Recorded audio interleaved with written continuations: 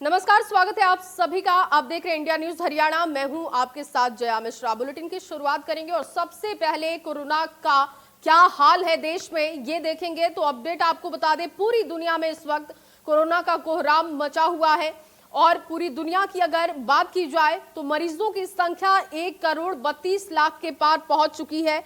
अब तक 5,74,000 से ज्यादा लोगों की मौत हो चुकी है। 76,69,000 से ज्यादा मरीज रिकवर किए जा चुके हैं। अमेरिका का हाल बेहाल होते जा रहा है। पूरी दुनिया में अमेरिका इस वक्त सबसे ज्यादा त्रस्त है। कोरोना के मामले बढ़ते जा रहे हैं लगातार। पूरी दुनिया की स्थिति को अगर हम देखें तो अमेरिका का हाल इस वक्त सबसे ज्यादा बुरा है। हर दिन संख्या में इजाफा, इसके साथ ही साथ मरने वालों के आंकड़े भी बढ़ रहे हैं और पूरी दुनिया में मरीजों का इस वक्त आंकड़ा 1 करोड़ से ज्यादा है। अब तक 5,74,000 से ज्यादा लोगों की मौत हो चुकी है। 76,69,000 से ज्यादा मरीज रिकवर किए जा चुके हैं। अमेरिका का हाल बेहाल है क्योंकि अमेरिका में बेकाबू होते जा रहा है कोरोना के मामले अमेरिका में दिन ब दिन बढ़ते जा रहे हैं और पूरी दुनिया में कोरोना से कोहराम की स्थिति बनी हुई है। और अब देश में कोरोना को लेकर क्या अपडेट है वो भी आपको बता दें। एक दिन में सामने आए हैं 28,178 नए मामले।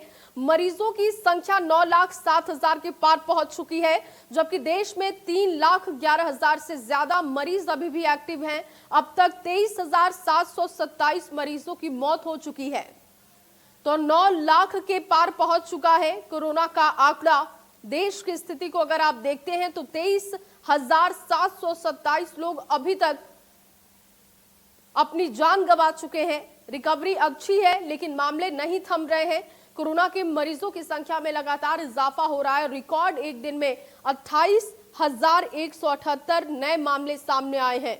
मरीजों की संख्या इस वक्त 9,07,000 के पार है। ये ताजा अपडेट आपको बता रहे हैं और देश में 3,11,000 अभी भी एक्टिव मामले हैं। और अब प्रदेश की स्थिति क्या है इस पर भी एक नजर डालते हैं। प्रदेश में भी कोरोना का कहर जारी है। एक दिन में सामने आए हैं 689 नए मामले। मरीजों की संख्या 21,929 तक पहुंच चुकी है। अब तक 308 लोग अपनी जान गंवा चुके हैं। प्रदेश में अब भी 4,984 एक्टिव मामले हैं। तो कोरोना मरीजों की संख्या 21,929 तक प्रदेश में पहुंच चुकी है। 308 मरीजों की अब तक जान जा चुकी है। मौत का आंकड़ा हरियाणा में कम है, यानी कि रिकवरी अच्छी है, लेकिन फिर भी मामले जो लगातार बढ़ते जा रहे हैं वो चिंता का विषय है। प्रदेश में भी कोरोना का कहर लगातार जारी है। हर उपाय सरकार कर रही है लेकिन फिर भी कोरोना के मामले थम नहीं रहे हैं। एक दिन में 689 नए मामले सामने आए। और चलिए अब आपको एक अच्छी खबर बता दें। प्रदेश के सिरसा, कैथल और यमुनानगर में मेडिकल कॉलेज खुलेगा। जगाधरी के सिविल अस्पताल को भी अपग्रेड किया जाएगा। मुख्यमंत्री मनोहर लाल ने इसकी मंजूरी दे दी है और इसकी पूरी जानकारी अब आपको ग्राफिक्स के जरिए दिखाते हैं। मुख्यमंत्री मनोहर लाल ने 3 नए मेडिकल कॉलेज खोलने को मंजूरी दे दी है। सिरसा, कैथल, यमुनानगर जिले में मेडिकल कॉलेज खोले जाएंगे। पीजीआई रोहतक में डीएम कार्डियोलॉजी पाठ्यक्रम शुरू करने को भी मंजूरी मिल चुकी है। हरियाणा कृषि विश्वविद्यालय सिरसा की जमीन पर ग्राम सरपनखेरी कैथल में मेडिकल कॉलेज होगा। यमुनानगर में एक पंचायत की भूमि पर मेडिकल कॉलेज खोला जाएगा और मुख्यमंत्री मनोहर लाल ने इस बात की मंजूरी दे दी है। 3 नए मेडिकल कॉलेज खोलने की मंजूरी है। साथ ही साथ एक मेडिकल कॉलेज को अपग्रेड भी किया जाएगा, यानी कि वहां पर सुविधाएं बढ़ाई जाएंगी। पीजीआई रोहतक में डीएम कार्डियोलॉजी पाठ्यक्रम शुरू करने को भी मुख्यमंत्री ने मंजूरी दे दी है। और हरियाणा कृषि विश्वविद्यालय सिरसा की जमीन पर ग्राम सरपनखेरी कैथल में मेडिकल कॉलेज होगा, जिसकी मंजूरी मुख्यमंत्री ने दी है। केंद्रीय सड़क परिवहन एवं राजमार्ग मंत्री नितिन गडकरी हरियाणा को 12,000 करोड़ की सड़क परियोजनाओं का तोहफा देने जा रहे हैं। क्या क्या ये परियोजनाएं हैं, पूरी जानकारी अब आपको ग्राफिक्स के जरिए दिखाते हैं। 12,000 करोड़ की सड़क परियोजनाओं की सौगात मिलने वाली है हरियाणा को। केंद्रीय सड़क परिवहन एवं राजमार्ग मंत्री नितिन गडकरी ये तोहफा देंगे। स्पेशल गिफ्ट दक्षिण हरियाणा को मिलेगा। 14 जुलाई को दक्षिण हरियाणा को ये तोहफा मिलने जा रहा है और कई अहम परियोजनाओं का शिलान्यास केंद्रीय मंत्री करेंगे। कार्यक्रम वर्चुअल तरीके से होगा क्योंकि आपको भी पता है कोरोना काल है और ऐसे में सोशल डिस्टेंसिंग का पालन करना है, तो वर्चुअल तरीके से कार्यक्रम होगा। कई जगहों पर स्क्रीन लगाई जाएगी ताकि जो स्पेशल गिफ्ट दक्षिण हरियाणा को मिलने जा रहा है, यानी कि जो परियोजनाएं हरियाणा को दी जा रही हैं उसके बारे में हर कोई जान सके। महेंद्रगढ़ पेहवा ग्रीनफील्ड हाईवे का तोहफा मिलेगा, ये अहम परियोजनाएं हैं। और रेवाड़ी जैसलमेर राजमार्ग का हिस्सा होगा, ये भी परियोजना जिसकी सौगात मिलने जा रही है हरियाणा को। नारनौल में 24 किलोमीटर लंबा बाईपास होगा, ये भी अहम परियोजनाओं में शामिल है। महेंद्रगढ़ भिवानी रोहतक जींद कैथल करनाल और कुरुक्षेत्र से होकर ये गुजरेगा। और पेहवा के पास NH 152 में मिलेगा ग्रीनफील्ड हाईवे। निर्माण पर करीब 9,000 करोड़ की लागत आएगी। अंबाला होते हुए सीधे चंडीगढ़ पहुंचना आसान होगा, यानी कि दूरी कम हो जाएगी। अंबाला से चंडीगढ़ पहुंचने की 6 चरणों में इसका निर्माण होगा। परियोजना कुल 848 किलोमीटर लंबी है और सामरिक महत्व के अलावा पर्यटन के लिए भी ये महत्वपूर्ण है, तो इससे पर्यटन में भी इजाफा होगा। शेखावाटी क्षेत्र के पर्यटकों के लिए बेहतरीन पर्यटन गलियारा ये बन जाएगा। रेवाड़ी मानेसर बावल जैसे छोटे शहरों का विकास तेजी से हो पाएगा। और अब बात करेंगे राजस्थान के सियासी संकट की। राजस्थान में अशोक गहलोत की सरकार पर संकट छटता दिखाई नहीं दे रहा। अशोक गहलोत ने 100 से ज्यादा विधायकों की परेड मीडिया के सामने करवाई और विक्ट्री साइन भी दिखा दिया। साफ है कि अशोक गहलोत ने संदेश दिया है कि उनके पास बहुमत है और सचिन पायलट के सभी दावे गलत साबित होते दिख रहे हैं। और ऐसे में अब हर किसी की नजर इस बात पर है कि सचिन पायलट क्या कदम उठाएंगे। सचिन पायलट लगातार 25 से अधिक विधायक होने का दावा कर रहे थे और इसके साथ ही बीजेपी की तरफ से फ्लोर टेस्ट की भी मांग कर दी गई। राजस्थान के विधायक दल में प्रस्ताव पारित किया गया है। प्रस्ताव में कहा गया है कि कोई भी कांग्रेस का पदाधिकारी या कांग्रेस का नेता या फिर विधायक सरकार के खिलाफ षड्यंत्र में पाया जाता है तो उसके खिलाफ कठोर अनुशासनात्मक कार्रवाई की जाएगी।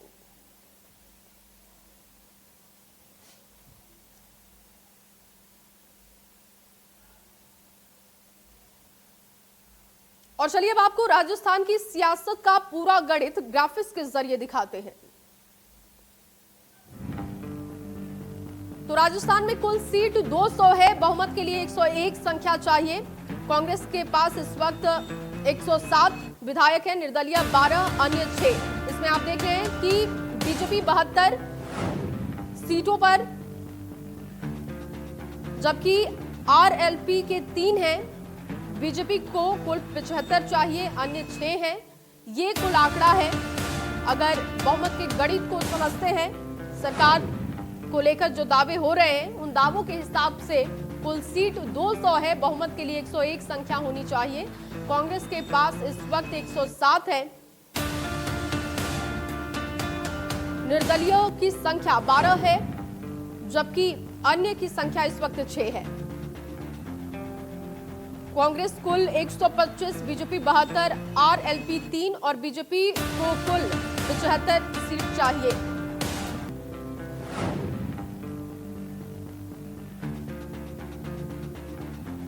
और आइए अब आपको ग्राफिक्स के जरिए बताते हैं कि सचिन पायलट और अशोक गहलोत अब तक सियासी संबंध उनके कैसे रहे हैं। दिसंबर 2018 में सचिन पायलट को अध्यक्ष बनाया गया, अशोक गहलोत को मुख्यमंत्री बनाया गया।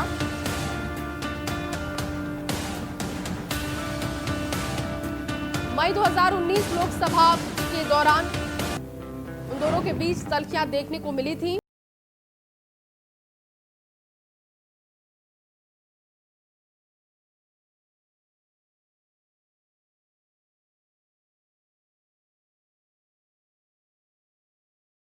लोकसभा में राजस्थान में कांग्रेस का टुकड़ा साफ हो गया था और उसी वक्त से ये परेशानियां वहां पर दिखी।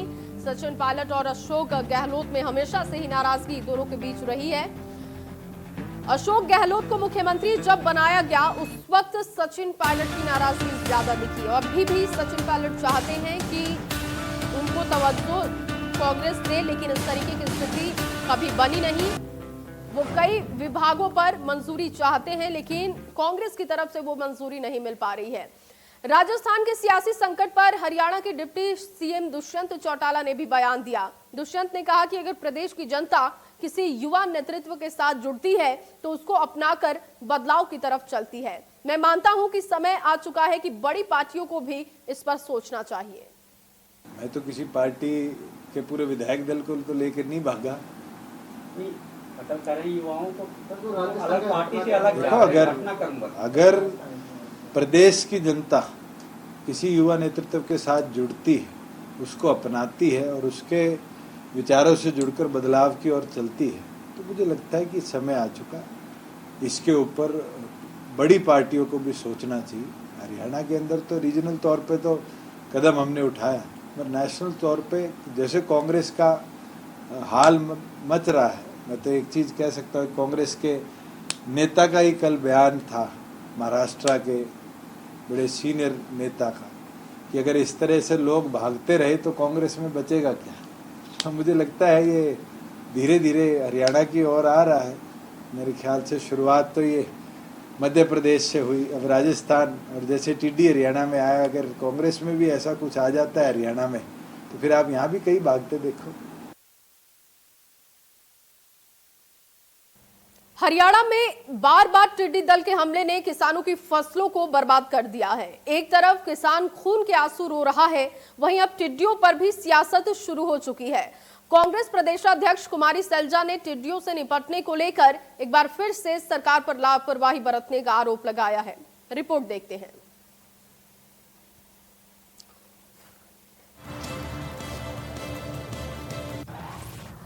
हरियाणा में टिड्डी संकट बरकरार।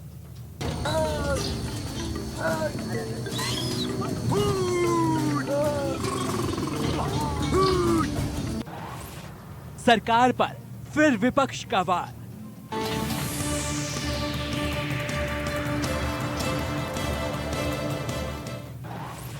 टिड्डी संकट को लेकर लापरवाह है सरकार।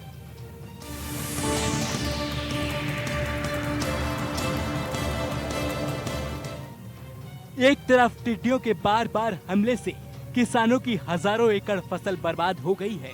रेवाड़ी, सिरसा, भिवानी समेत कई जिलों में टिड्डियां किसानों की फसलों को चट कर रही हैं, तो दूसरी तरफ टिड्डियों पर अब प्रदेश की राजनीति भी गर्माती जा रही है। विपक्ष ने सरकार पर एक बार फिर हमला बोला है और टिड्डी संकट पर लापरवाही का आरोप लगाया है। इतना ही नहीं, कांग्रेस ने किसानों की हजारों एकड़ फसल के नुकसान का जिम्मेदार सरकार को ठहराया है। कांग्रेस प्रदेश अध्यक्ष कुमारी सैलजा ने एक बार फिर सरकार पर ट्वीट वार किया। उन्होंने कहा कि कुछ दिनों के अंतराल में ही हरियाणा के कई जिलों में टिड्डी दल ने बार बार प्रवेश कर फसलों को भारी नुकसान पहुंचाया है। टिड्डियों ने प्रदेश के किसानों की हजारों एकड़ फसल को बर्बाद कर दिया है। कांग्रेस पार्टी ने टिड्डियों से निपटने के लिए हरियाणा सरकार से लगातार आग्रह किया, परंतु सरकार खानापूर्ति तक ही सीमित रही। टिड्डियों के नियंत्रण को मंगाई दवा भी नकली पाई गई, जिस कारण किसानों को भारी नुकसान उठाना पड़ रहा है। किसानों को फसलों के नुकसान का तुरंत मुआवजा दिया जाए।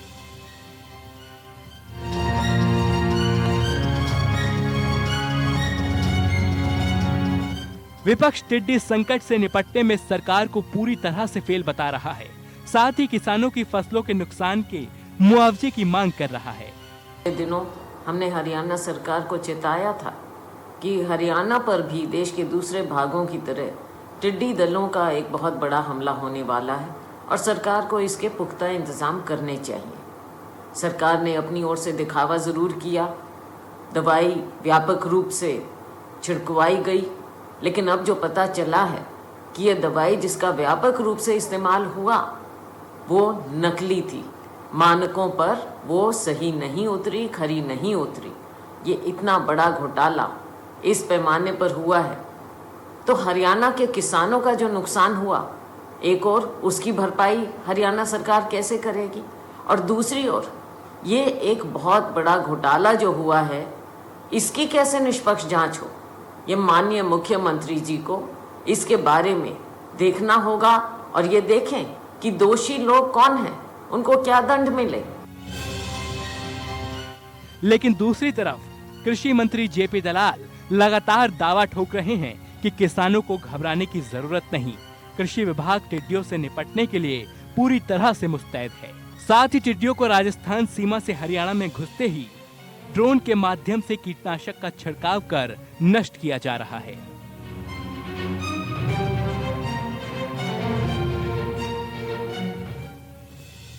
टिड्डी संकट पर सरकार और विपक्ष दोनों की अपनी अपनी दलीलें हैं, लेकिन विपक्ष नकली कीटनाशक के मुद्दे को जोर शोर से उठाकर सियासी माइलेज जरूर बढ़ाने की फिराक में है।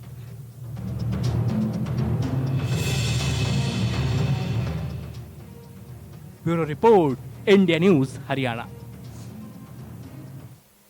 और चलिए रुकते एक छोटे से ब्रेक के लिए। ब्रेक के उस पार देखेंगे देश प्रदेश की 25 बड़ी खबरें।